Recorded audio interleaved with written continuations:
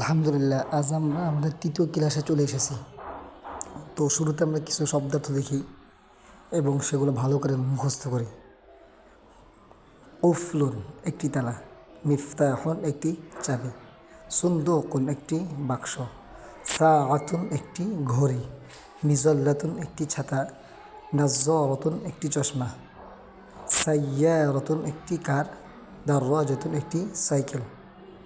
তো এই শব্দার্থগুলো ভালো করে মুখস্থ করে এবং নিচে দেখি মা হাদা মা হাদি। এখানে একটু আলোচনা। মা হাদা, মা অর্থ আরবিতে প্রশ্নবোধক চিহ্ন। এটা কি, ওটা কি। এই মাটা হলো প্রশ্নবোধক চিহ্ন আর কি, প্রশ্নবোধক হরফ। তো মা হাদা মা হাদি, ইহা কি বা এটি কি, মা দালিকা মা তিলকা উহা কি সেটি কি। তো নিচের উদাহরণগুলো আমরা লক্ষ্য করি। মা হাদা, ইহা কি, অর্থাৎ এই কাছে যে জিনিসটা দেখাচ্ছে এটা কি।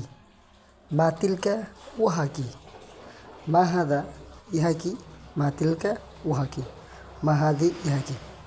তো আমরা এখানে বুঝতে পারি যে এই প্রশ্নবোধক চিহ্ন যেটা আসবে, কোনো জিনিস সামনে রেখে প্রশ্ন করা, সেটা যদি শেষে গোলতা থাকে তাহলে হাদি আসবে এবং তিলকা আসবে।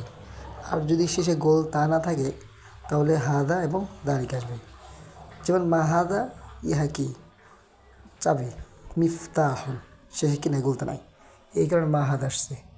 তো মা তিলকা উহা কি, শেষে হাকি বাতুনের শেষে যাতে গোলতা আছে, এই কারণে প্রশ্নবোধক শব্দটা কি আসবে, তিলকা আসবে।